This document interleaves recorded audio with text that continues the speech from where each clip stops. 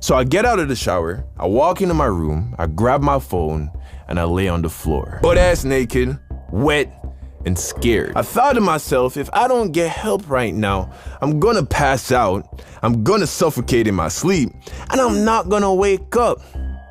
I type 911 in my phone. And then I stop.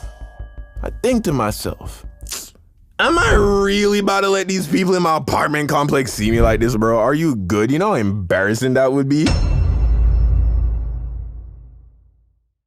So here's what happened. It was after school on a typical hot sunny day in Jamaica, and I'm on the blacktop basketball court by myself shooting hoops in my school uniform. So there I am, doing my thing, when through the corner of my eye, I see a familiar face walking up to the court. And I knew what he wanted. He wanted to shoot around. Now, if it was anyone else, I would have gladly welcomed the company. But fuck this guy. So you just watched a scene from one of my upcoming animations confronting the high school bully. It's gonna be fire, but in order for you to fully enjoy it, I need you guys to go watch my last animation trying to impress the high school bully. I promise you, you're gonna be glad you had watched that one before this one comes out. It's 14 minutes long and it's very entertaining. Link in the description. Go check it out. And that way, when I drop this next animation coming out very soon, you're gonna love it. All right? Cool. Go watch the video. Peace. I used to think that people who complain about anxiety were just weak people. You remember that scene from The Dark Knight Rises where Bane is like, "Oh, you think darkness is your ally. You've merely adopted the dark. I was born in it, molded by it.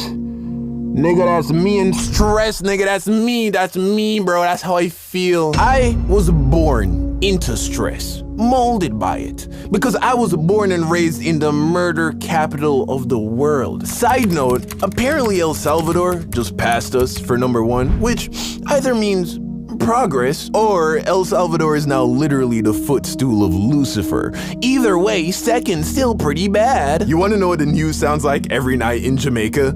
Death, death, murder, murder, death. Also, the cricket team is doing really well. Breaking news, there has just been more death and also murder. Like, just Google images Jamaican house, bro. They all got bars on the windows and doors, all of them. That's so you can keep all the death, murder outside your house. In America, you lock your door with a cute little key. I knew the word master lock before I knew when my birthday was, because that's the brand of padlock you use to lock your doors at night. It's basically voluntary imprisonment. So when I hear people complain about having anxiety, I'm like, okay, nigga, you go tell me that you too hot next or hungry? Welcome to life, bro. Just be glad you didn't have to participate until you became a teenager. I always thought anxiety was normal. Like, for as long as I can remember, I've never woken up and just felt calm, you know? Like, from the moment I open my eyes, it's just pressure, deadlines, relationships, expectations, money, family obligations. I always felt like I was either running from something or trying to catch something. What that something is, I don't fucking know. All I know is that I just gotta keep running. And this is the way that I've lived my life, thinking stress, worry, and anxiety are simply burdens that all who pursue excellence must beer. And anyone who complains about it or even go as far as to say they have panic attacks are just not cut out for the honest brutality of life. But one day that all changed and I had my first ever full-blown panic attack, during which I truly believed that I was going to die. It was in the middle of the day. I had gotten maybe 2 or 3 hours of work done when I sat on my couch feeling very sleepy, which I thought was very weird because I had just finished my 3rd cup of coffee for the day and it was maybe 1 o'clock. I remember feeling lightheaded and hot, but the heat was coming from inside my body. So I laid down on the couch and closed my eyes, and within minutes I passed out. I don't know how much time passed, maybe 30 minutes to an hour, when I was awoken by this pulsating thud in my head. I sit up and I feel like I just ran a marathon. My heart was racing, I was out of breath, which immediately alarmed me because I was just asleep. Quickly, I realized that I couldn't breathe. Sound familiar? Something told me it wasn't AFib though. If you don't know what AFib is, go watch the Night My Heart Stopped Beating video. I actually thought, yo, I might have just caught the sickness, bro. You know the one, the reason why everybody gotta wear a mask now. I started regretting all the shit I talked about, how I think the whole thing is overblown and a waste of time and money. I started praying to God to save me from the disease. I get up, super lightheaded, and I make my way to the bathroom. And then I look in the mirror. Bro, my eyes were more red than the most red they had ever been from hitting the dankest of danks. At this point, I realized that my brain wasn't getting any oxygen. Shortness of breath, lightheadedness, red in the eyes. That's what a dude looks like when he's getting choked out in MMA. I get undressed and I hop in the shower, hoping the cold water hitting my skin will help with the inflammation in my lungs. But I honestly couldn't stand under the water for even 10 seconds. I felt like I was gonna pass out.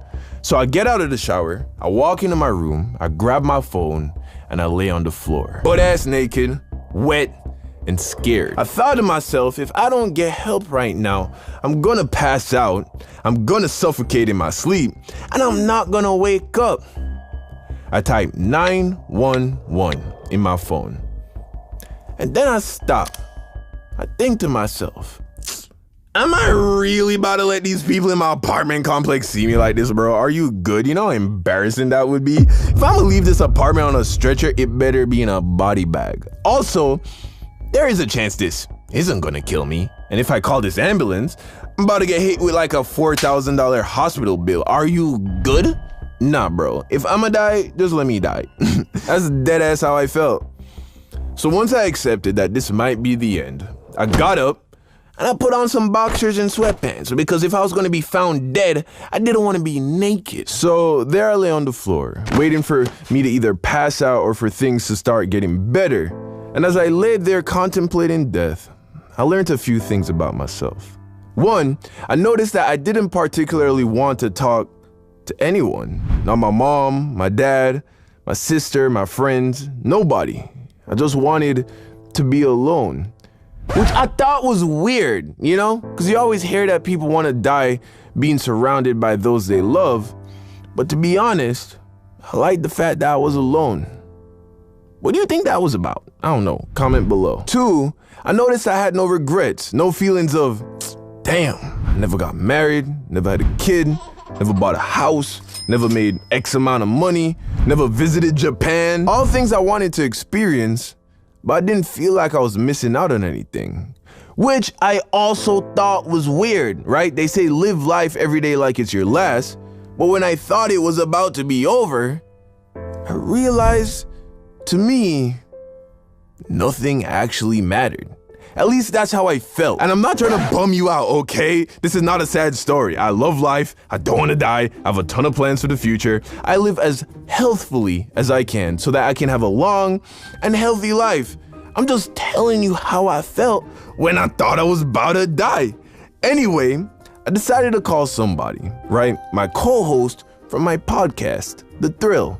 And I told him what was going on. At first, he thought I was joking, but he quickly realized that I was serious. And then he told me to call 911, to which I replied no. And that if he doesn't hear from me in like a day, it probably means I'm dead. Yeah, I don't know what that means. Like, I'm the happiest I've ever been in my life. I'm the most grounded, the most spiritual I've ever been. I guess I just found out that I'm not scared to die, which I think is a good thing. Anyway, as I lay there in acceptance, I noticed that my heart rate started to slow down, and I gradually became able to breathe again. I get up and sit on my bed, and in like an hour, I returned to feeling 100%, which told me that this wasn't the sickness. And as I sat there, I started to think about what could have caused this. First, I realized what it was. It had to be a panic attack. Because one, I knew it wasn't a disease because you don't get super sick and then completely cured within the space of an hour. 2, I knew it couldn't have been an allergic reaction because I didn't eat anything out of the ordinary.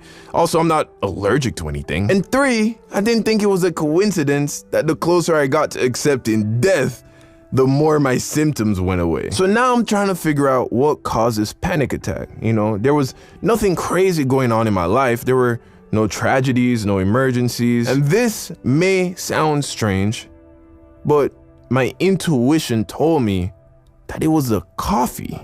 In fact, I felt like my body at that point had been telling me for weeks that coffee was really starting to hurt me. But because I'd been drinking coffee every day for years, I ignored it. On March 19th of this year, I quit vaping and I quit nicotine for good. Haven't touched it since. On May 26th, I quit using magic for good, aka, you know, the good grass. And the 4th of July weekend was the last time I've had a sip of alcohol. Coffee was literally the only thing I had left, nigga. That was it. That was all I had. But something deep down was telling me it had to go. So I threw it all away and said no more, never again. And after the first week of hell passed, of me detoxing the caffeine, my anxiety went away. And look, I'm not a psychologist, and I know that anxiety can be caused by an array of things. And I've always known that coffee isn't the best thing in the world, but if you told me a year ago that all of my anxiety was coming from drinking caffeine, I would have said you were fucking crazy. But when I say my stress levels, my quality of sleep, how my stomach feels, how I feel on a day-to-day, just how at peace I am. When I say that all those things have improved tenfold since quitting coffee, I am not exaggerating. Now, I'm not telling you to quit coffee. Do whatever the fuck you want. I'm just sharing my personal story, my personal opinion. All I'm saying is that if you feel like your life is filled with stress and you think that it's coming from all these other things in your life, but you also drink a ton of coffee, maybe consider giving it a break and seeing how that makes you feel. All right, thanks for watching. Make sure to like and subscribe. Share this video with a friend, especially if you have one that loves coffee. I love you. Like and subscribe. I'll see you again soon. We gotta go, baby, we're wasting our time trying to decide where we should go. Baby, just follow your mind, let it decide all on its own. Baby, I know what you're scared of. No, I'll give you everything I have, but won't go near enough. I can hear those demons from my past again, yeah. Moving too fast again. Don't wanna put you to the side, but you know it's hard to decide, yeah. But in the meantime, can we keep moving like this? If you want more, I'm gonna need time. Live in the nighttime, girl, you know it's my time. Do you wanna come for a ride? Baby, there's a price for this lifestyle.